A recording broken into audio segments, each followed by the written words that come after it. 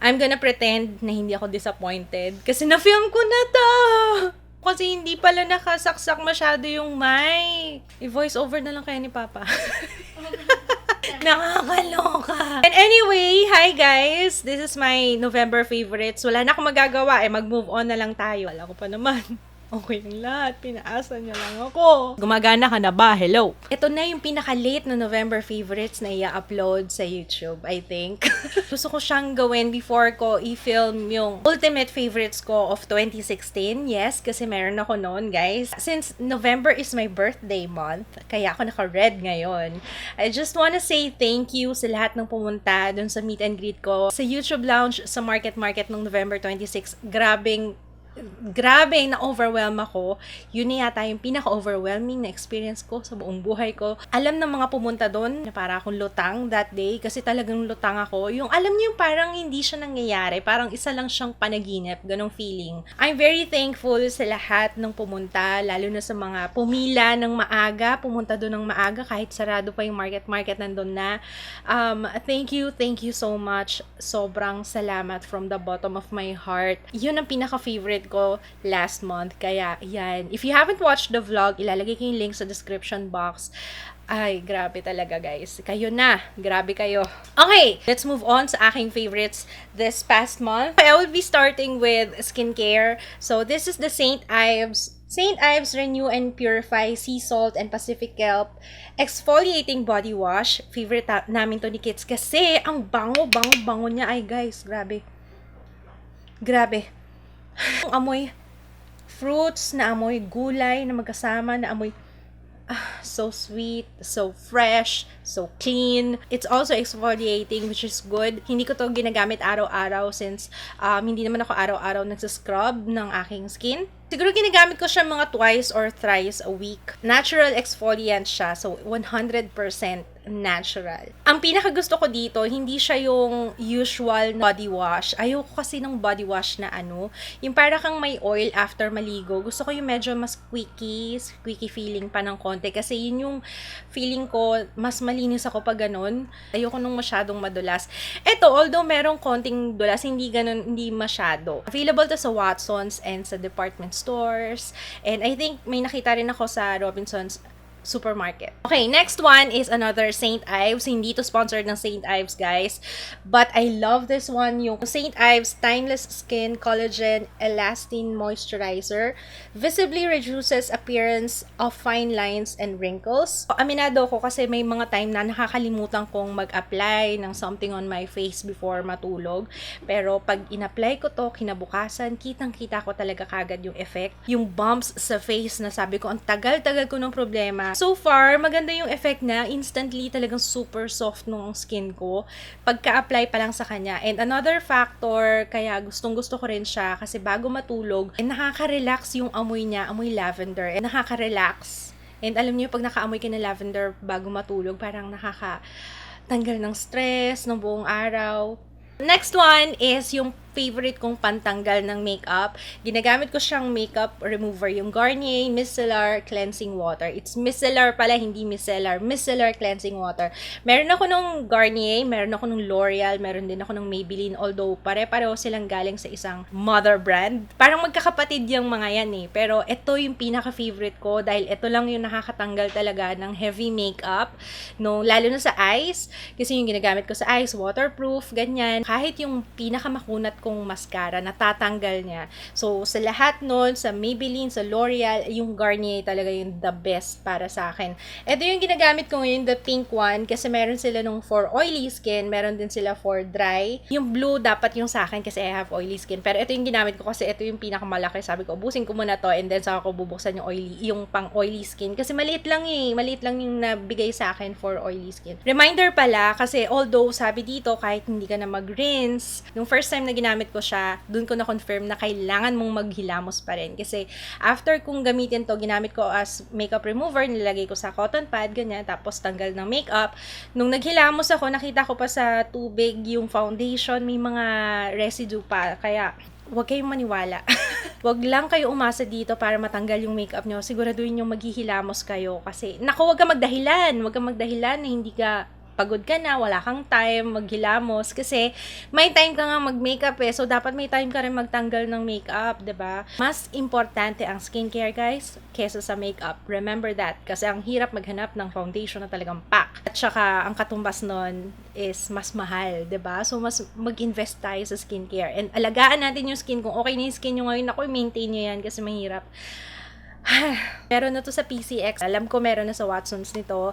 Sa mga department stores na nagka-carry nung Garnier na brand, ayan, meron na. Kapag kasing sandali ang lakad lang, for example, mag-grocery or lalabas, magmo-mall kami, ganyan, hindi na ako naglalagay ng foundation kasi matrabaho mag-apply ng foundation. Wala na akong time mag-bake. I opt for cushion kasi mas madali siyang i-apply, mas less time consuming. Ibigay niya yung coverage and dewiness na hinahanap ko.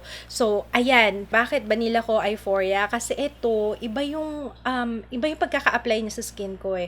Yung coverage niya natural lang, pero iba yung itsura niya kapag in-apply ko. Hindi halatang naka-makeup. Alam mo yung parang naturally radiant lang yung skin ko. Parang fresh lang, ganun. Although type ko rin yung Laneige. Hayaan yung gagawa ko ng top cushions ko. Huwag kayong mag-alala. Coming soon yan, guys. Pagdating sa coverage, maganda yung Laneige.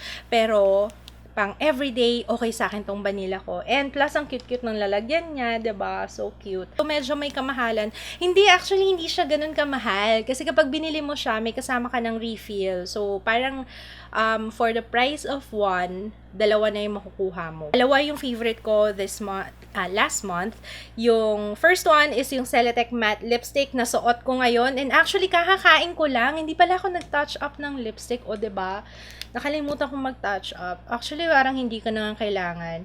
Yun ang kagandahan dito kasi kahit kumain na ako, hindi ko kailangan mag-touch up.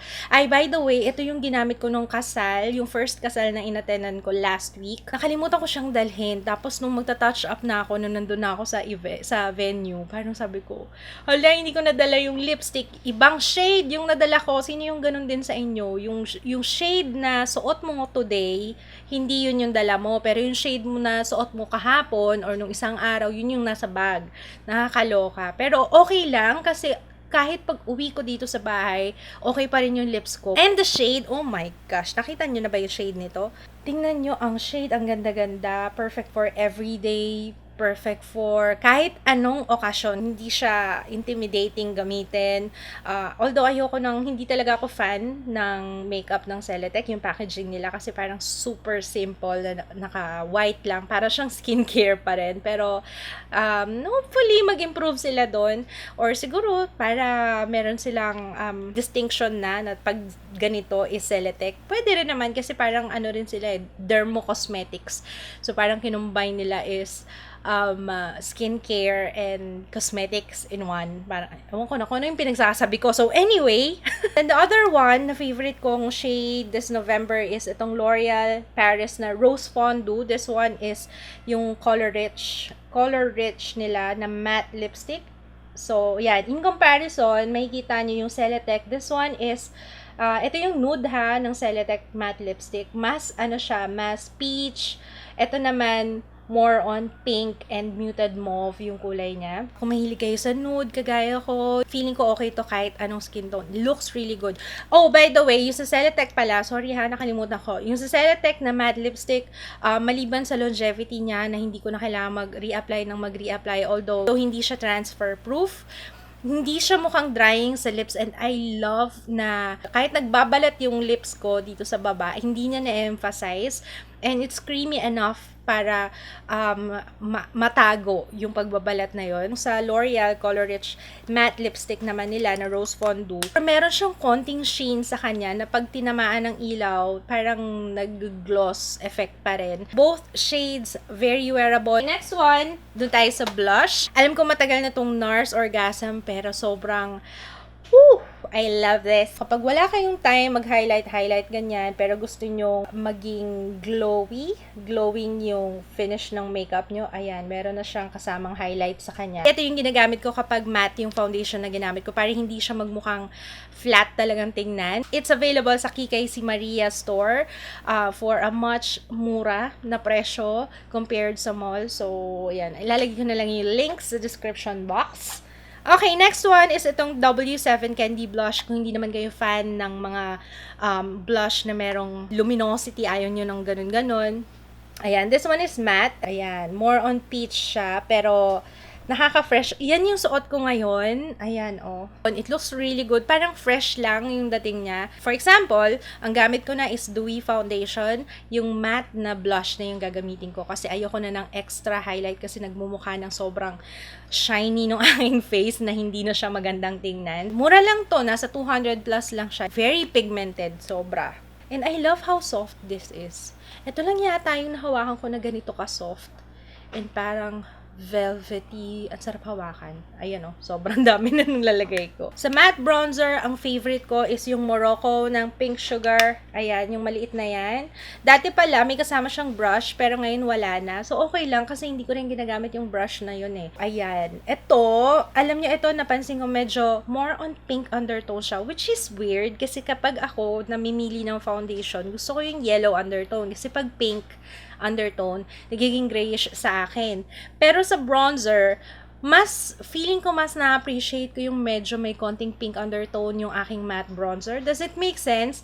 Ayan kasi medyo, ewan kung mapapansin nyo or makikita nyo sa camera. Ayan. So, okay pa rin naman tingnan. Siguro kasi nagbe-blend well siya dun sa blush na ginagamit ko. Kaya, mas okay sa akin. Kaya mas maganda siyang tingnan. 299 and konti lang ilalagay mo, enough na. So, feeling ko tatagal sa inyo to ng isang taon. Yeah, kahit araw-araw. Next one is Morphe na eyeshadow palette, yung 350. Guys, ito.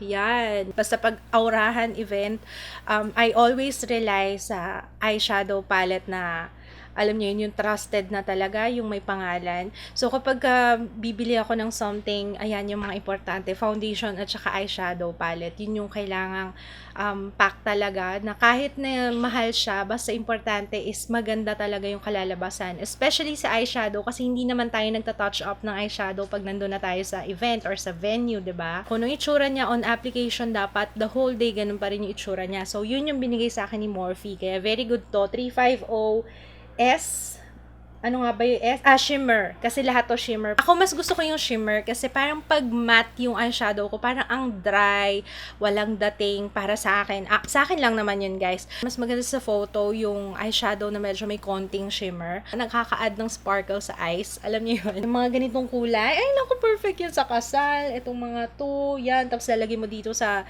gitna, itong shade na to. Ay, yung lashes na madalas na gamitin ko last month, obviously. This is, ito na lang yung natira. Ito yung Bokto lashes, and I believe Thailand to, no? From Thailand. P010. Ang ginagawa ko dito, guys, binabawasan ko ng 3 dito sa unahan para hindi siya, masakit kasi kapag nasa inner corners ng eyes. Masakit sa akin, siguro kasi yung type ng talukap ko, tsaka masyado kasi siyang mahaba. Pag nandito na sa dulo ng eyes, yung mas makapal siya, ay, ang ganda-ganda tingnan. Ako kasi pag nagme-makeup ako, gusto ko syempre mas malaki, mas mukhang malaki yung eyes ko. Kasi sa picture, lalo na pag nakasmile ako, nawawala yung eyes. Kung ginagawa ko sa makeup, gusto ko yung medyo mas malaki yung mata ko. Naglalagay ako ng dark na eyeshadow dito para medyo malaki effect yung eyes. Na-enhance ng lashes na to yung makeup look na usually ginagawa ko. So, I love this one. For 10 pairs, I'm not sure kung magkano yung price, but I got this from Macy Apparel. Alam ko, nasabi ko na to before, pero yung base niya is black din. Ayoko kasi nung nylon. Yung nylon kasi masakit siya, tsaka hindi ganun kadikit sa skin ko. Ito kasi madikit siya. So, this is my favorite shampoo right now, yung Yves Rocher, na bawasan yung paglalagas ng hair ko. Kasi yun yung problema ko after kong manganak. Although, yeah, mahigit 1 taon na yung anak ko. Parang nag-hair fall pa rin ako. Pero nung ginamit ko yung Yves Rocher, hindi ko lang talaga type yung amoy nito kasi amoy damo siya habang ina-apply. Pero maganda siya kasi it's silicone free, it's paraben free, and it's colorant free. Iniisip ko nga yun siguro yung reason kung bakit naglalagas yung buhok ko kasi masyado ng maraming chemicals. Alam niyo yun? Hindi na nakakahinga yung buhok ko kasi nga puro chemicals na yung ina-apply ko. So, may kamahalan siya, guys, pero effective siya if ang problema nyo is hair fall. Yves Rocher, I believe, meron sila sa SM Aura, meron sila sa SM North yata. Lahat ng variant, pare-pareho ng amoy. Kasi amoy damo talaga siya. Yung conditioner nila, hindi ko rin type kasi parang hindi lumalambot yung hair ko doon. Bitin na bitin siya sa dulas. Yung conditioner, hindi ko siya masyadong type, but the shampoo is really good para sa akin. Last but not the least is itong book ng The Social Network. Alam nyo ba, bago pa sila nagkaroon ng libro, lagi ko sila fina-follow sa Instagram kasi nakakaloka yung mga post nila. Ayan, kung gusto niyo mag-level up ng inyong kasosyalan, ayan. Thank you so much for sending this to me. Tapos meron pa silang autograph. Ayan, hindi ko pa sila nami-meet pero I'm looking forward na ma-meet sila. Pero grabe talaga. Kunwari, bad trip kayong ganyan, kasi wala masyadong nagpa-follow sa inyo sa Instagram, bad trip kayo. Ayan, tuturuan kayo kung paano maging bongga at maging social ang inyong mga flat lay. Dito ko sila nakilala talaga, guys, yung sa duster. Paano magiging mukhang social yung duster? Ay, nako, nakakaloka talaga sila. I love this book talaga para sa mga social climbers na kagaya ko. Thank you, The Social Network. Etiquette for Social Climbers. You should get this, guys. Available siya sa malamang sa National Bookstores, sa lahat ng bookstores. So, nag-enjoy naman ako kahit na inulit ko siya. So, sana nag-enjoy kayo, guys. Thumbs up kung oo. Maraming salamat. Sana makita ulit kita next month para sa aking next favorites video. Don't forget to subscribe and see you again on my next one. Bye!